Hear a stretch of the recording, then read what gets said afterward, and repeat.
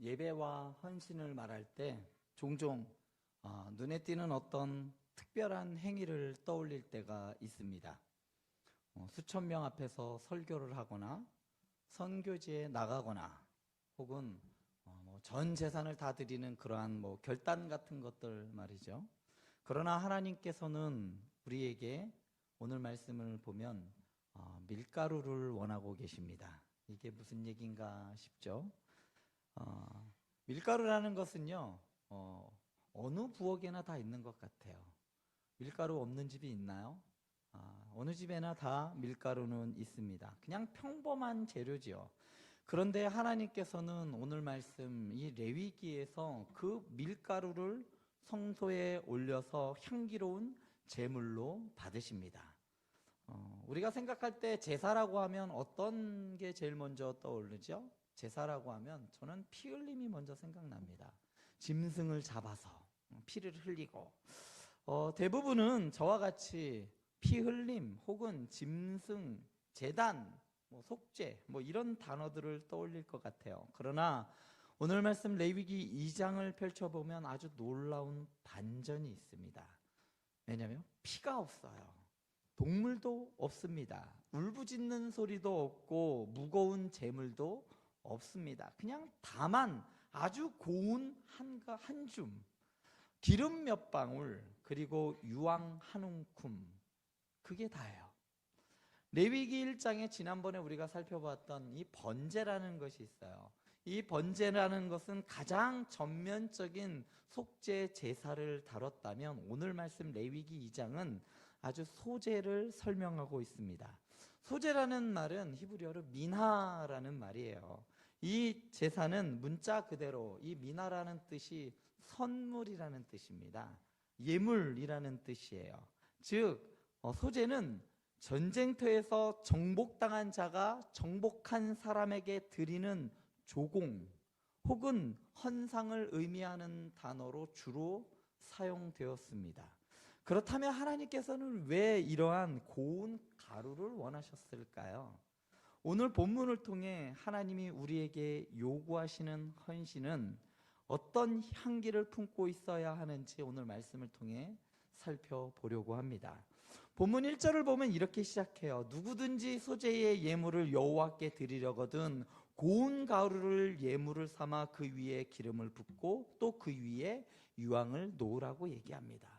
여기서 고운 가루는 그냥 대충 갈아서 만든 밀가루가 아닙니다. 그냥 절구에 빠거나 아니면 믹서기에 적당히 갈은 그러한 가루를 말하는 것이 아니라 아주 정성스럽게 체에 걸러내요. 한 번 거르고 두 번 거르고 몇 번을 걸러서 내려놓아 이렇게 체를 친 아주 손이 많이 가는 정제된 밀가루를 말합니다.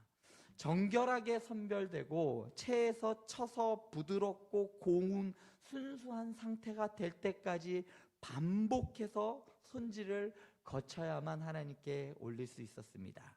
한 줌의 소재가 만들어지기 위해서는 수많은 곡식들이 빠져나가고 드디어 남은 것이 하루치의 헌신이 되는 겁니다. 그냥 적당히 알고 갔다가 빻아가지고 올리는 것이 아니라 엄청나게 많은 정성과 시간이 들여지는 겁니다. 마치 정성껏 손으로 한 땀 한 땀 술을 놓듯이 신중을 기해서 정성 들여 만들었던 것이 이 한 줌의 곡식이었어요. 이처럼 헌신은 성의 없는 것이 아니라 아주 세심한 준비와 삶의 반복적인 수고를 통해서 탄생한 것이 오늘 한 줌의 밀가루였습니다. 그까짓 거 하나님은 적당히 드려도 되는 거구나 라고 생각할 수도 있겠지만 그런 것이 아니었다는 거예요. 한 집사님이 있었습니다. 직장은 아주 고단했어요. 가정은 평탄치도 않았습니다. 하지만 이분은 매일 새벽이면 성경을 폈고 조용히 기도하며 하루를 시작했습니다. 누구에게도 보이지 않는 곳에서 조용히 하나님께 고운 가루를 빻아드리던 그 삶. 그리고 어느 날 그 자녀가 말했습니다. 아버지의 기도 소리가 제게는 가장 큰 설교였습니다.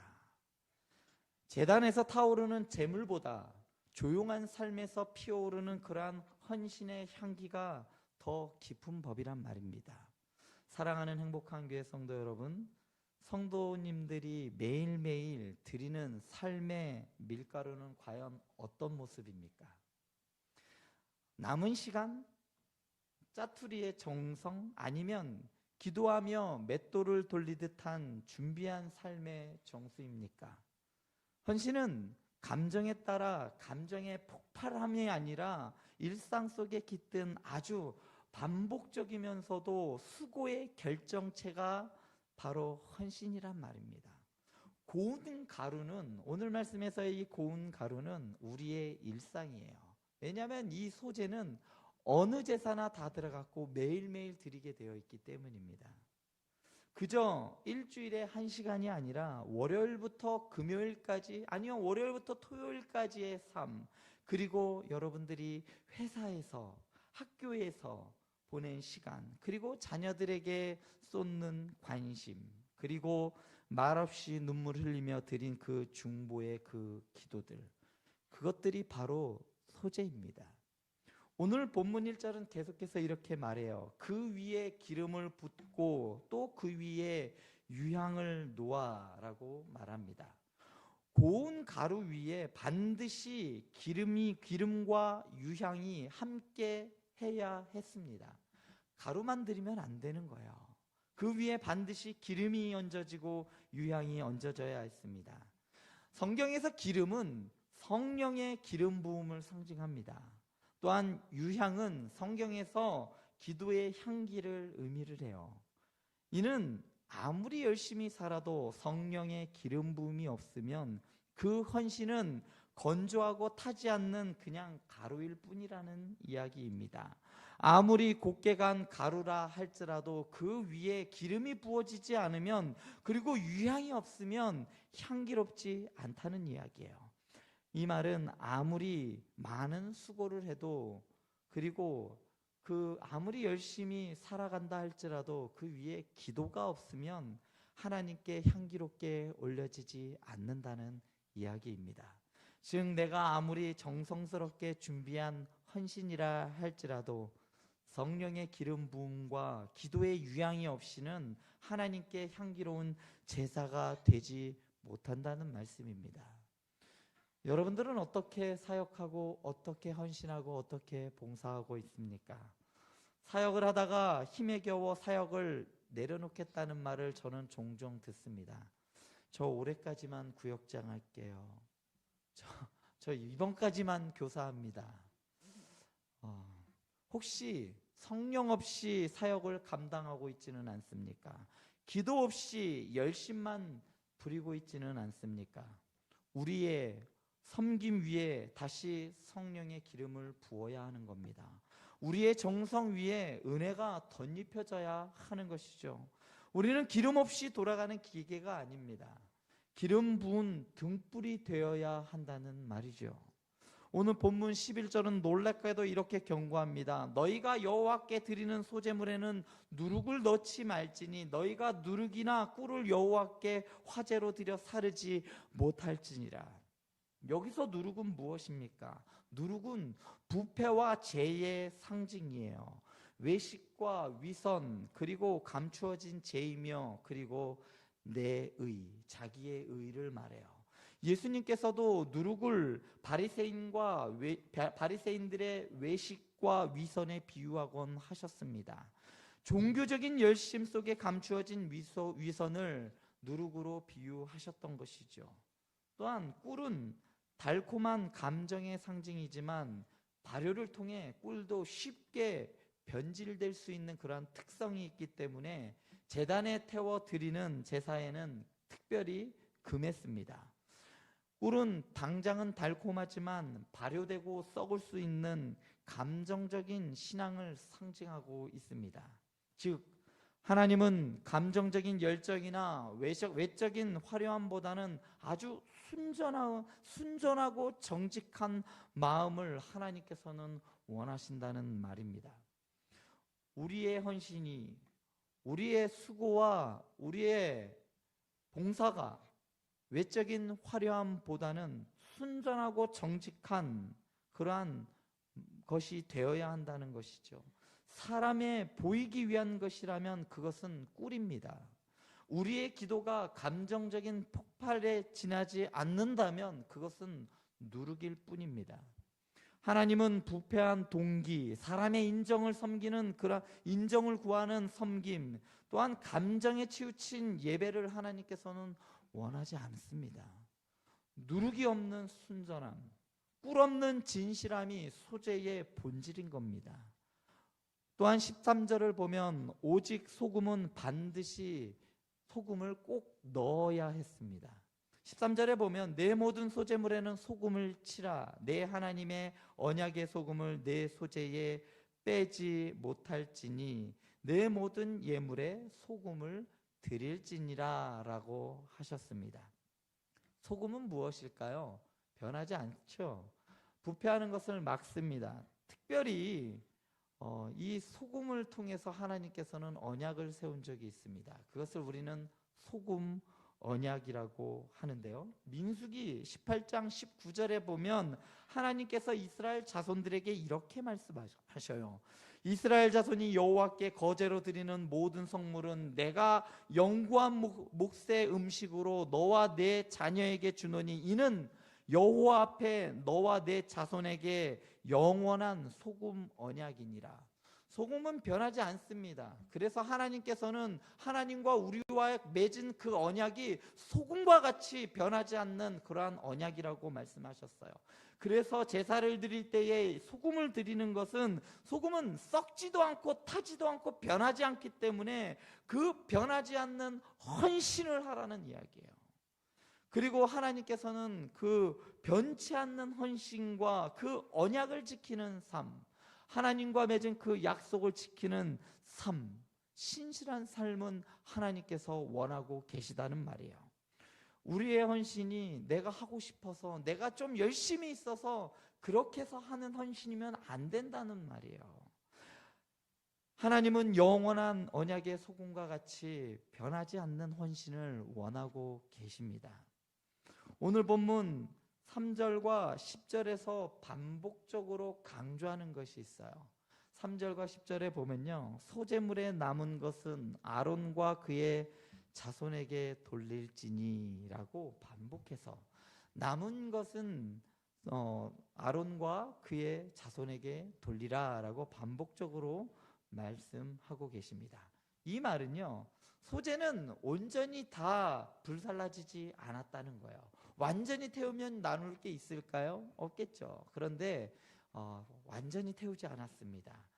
다만 일부만 제단에서 태워지고 나머지는 제사장의 몫으로 주어졌다는 겁니다.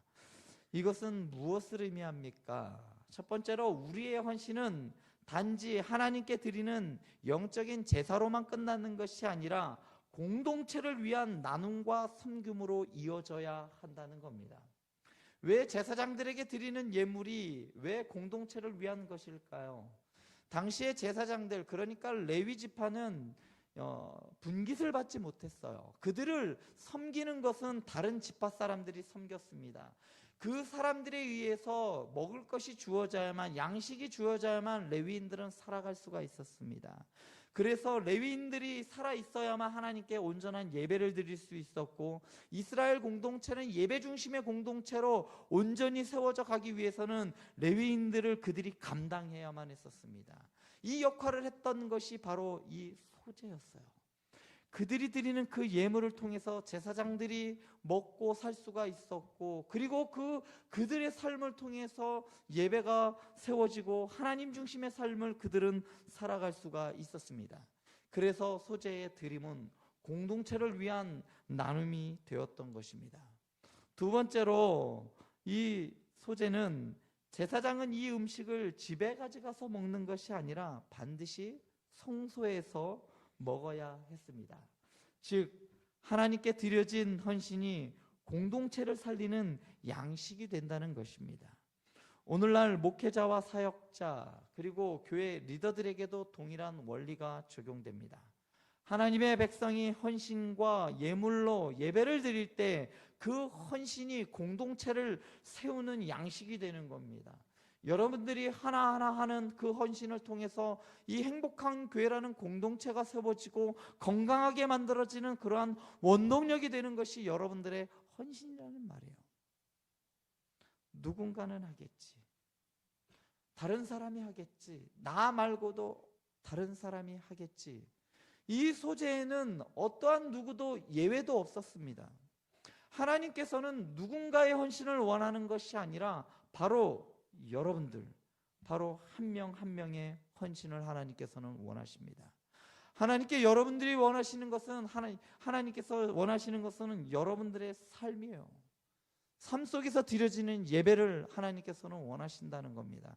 여러분들의 시간을 보시고 계시고, 여러분들의 정성을 보고 계시고, 여러분들이 가장 좋아하는 그것들을 하나님께서는 원하십니다.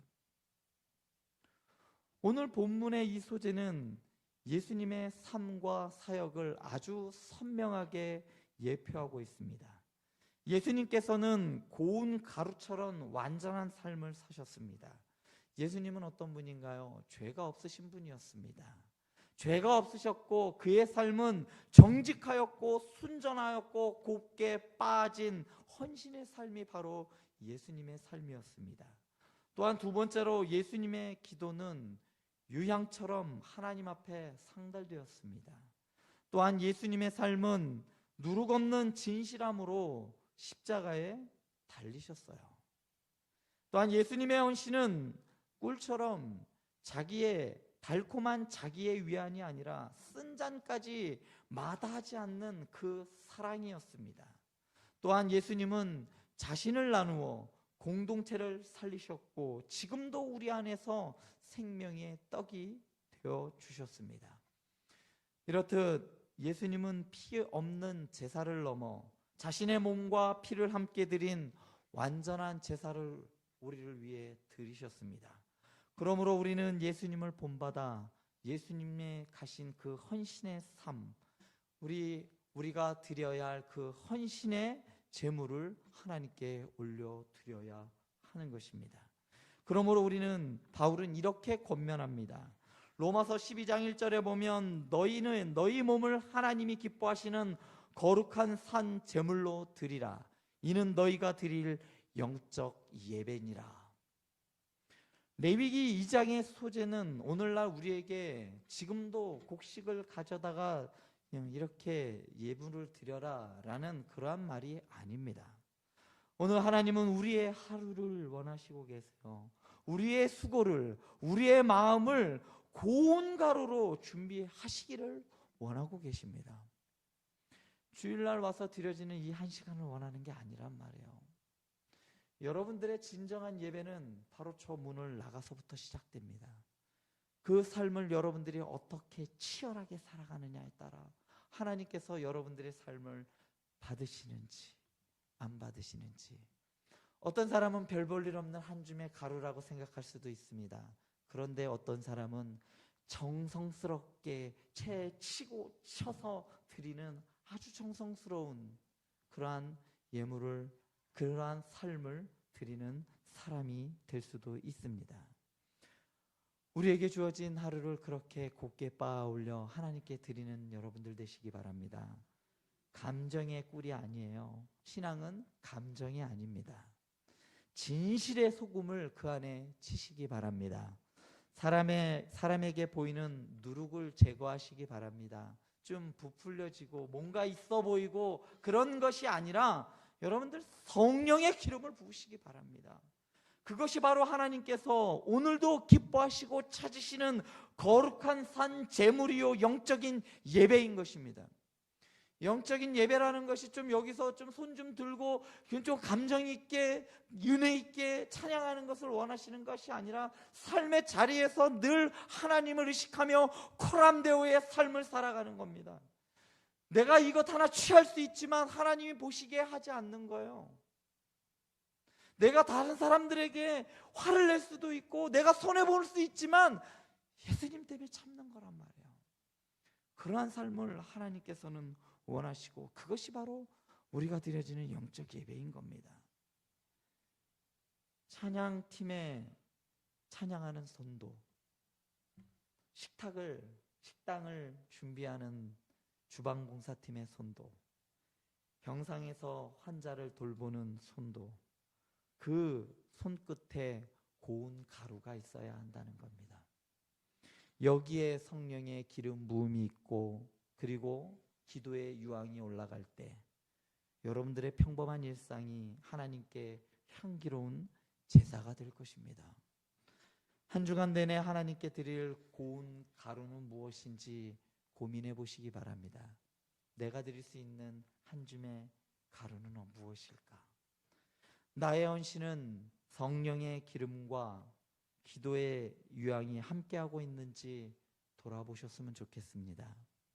마지막으로 나의 헌신은 행복한 교회 삼위일체 예배 공동체를 살리는 나눔으로 이루어지고 있는지, 아니면 나를 나타내고 있는 누룩과 꿀인지 한 주간 점검해 보시기 바랍니다. 그러할 때에 여러분들의 삶이 하나님이 원하시는 영적 예배이며 산 제물로 드려지는 삶으로 온전히 하나님이 흠양하는 삶 살아가시길 간절히 축원드립니다.